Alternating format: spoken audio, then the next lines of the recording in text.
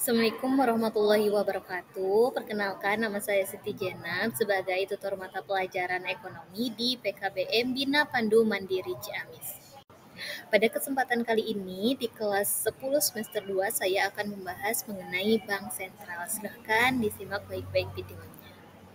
Nah, pasti semuanya warga pelajar sudah tahu beberapa nama-nama bank yang ada di Indonesia. Ada Bank BRI, BNI, Mandiri, Bank Mega, BCA, Bank Indonesia, dan sebagainya.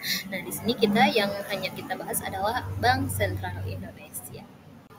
Nah, jadi bank sentral itu di Indonesia namanya Bank Indonesia. Jadi, bank sentral ini merupakan induk dari semua bank yang ada di Indonesia. Bank sentral adalah suatu badan yang bertanggung jawab dalam mengawasi sistem moneter di suatu negara. Jadi, bank sentral ini merupakan badan keuangan yang umumnya dimiliki oleh pemerintah yang bertugas untuk mengatur kestabilan badan keuangan serta menjamin kegiatan badan-badan keuangan dapat menciptakan tingkat ekonomi yang tinggi dan juga stabil.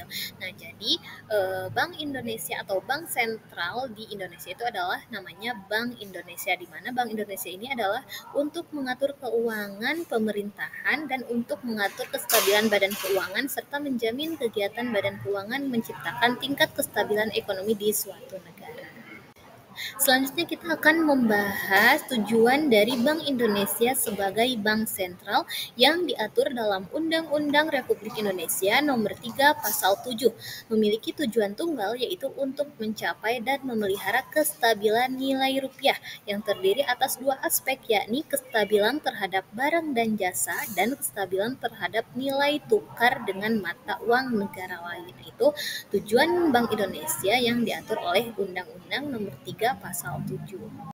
Nah, kenapa ini Bank Indonesia itu harus mengatur kestabilan terhadap barang dan jasa ini supaya tidak terjadi inflasi. Inflasi itu merupakan kenaikan barang dan jasa yang semakin tinggi dari hari ke hari.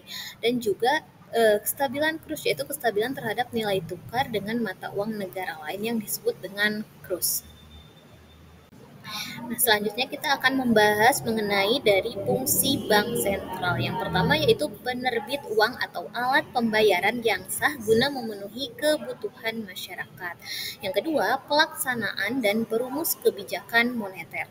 Yang ketiga, penyedia jasa perbankan dan agen kepada pemerintah dan sering sebagai pengelola pinjaman pemerintah.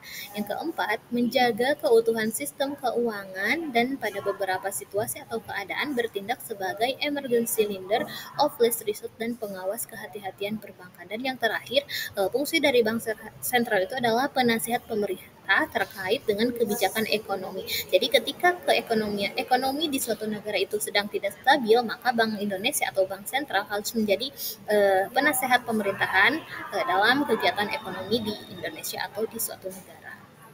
Nah, tadi dikatakan bahwa bank sentral itu adalah salah satu fungsinya itu untuk membuat alat pembayaran. Salah satunya di sini ada uang. Nah, di sini terdapat logo bank sentral yang mana di dalamnya itu atau yang membuatnya itu di dalam bank sentral itu dipimpin oleh gubernur, deputi gubernur senior dan deputi gubernur yang diatur dalam Undang-Undang Bank Sentral Nomor 3 Tahun 2020 Nomor 2004. Yang selanjutnya ada tugas Bank Indonesia sebagai bank sentral. Yang pertama yaitu untuk menetapkan serta melaksanakan kebijakan moneter. Kebijakan moneter ini merupakan untuk mengatur peredaran uang supaya stabilitas ekonomi menjadi stabil. Yang kedua, untuk mengatur dan menjaga kelancaran sistem pembayaran. Yang ketiga juga untuk mengatur dan mengawasi perbankan. Nah, tadi kan dikatakan bahwa bank sentral itu merupakan induk dari semua bank, maka bank-bank yang ada di Indonesia itu diatur dan diawasi oleh bank sentral. Baik warga belajar semuanya, yang selanjutnya kita akan membahas mengenai tugas dan wewenang Bank Indonesia sebagai bank sentral. Tadi dikatakan bahwa tugas bank sentral itu adalah untuk menetapkan serta melaksanakan kebijakan moneter. Kebijakan yang ditetapkan dan dilaksanakan oleh Bank Indonesia untuk mencapai serta memelihara kestabilan nilai rupiah dengan cara mengendalikan jumlah uang beredar dan suku bunga. Nah, itu adalah yang dimaksud dengan kebijakan moneter. Nah, cara-cara kita untuk mengendalikan jumlah uang yang beredar dan juga suku bunga yaitu dengan diadakannya operasi pasar terbuka, penetapan tingkat diskonto, penetapan cadangan wajib, dan pengaturan kredit atau pembiayaan. Itu salah satu cara-cara dalam melaksanakan kebijakan moneter.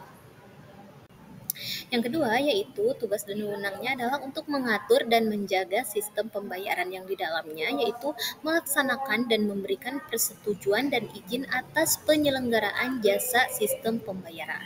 Yang kedua, untuk mewajibkan penyelenggara jasa sistem pembayaran untuk menyampaikan laporan kegiatannya. Jadi setiap jasa pembayaran itu harus melaporkan kegiatan keuangannya kepada bank sentral.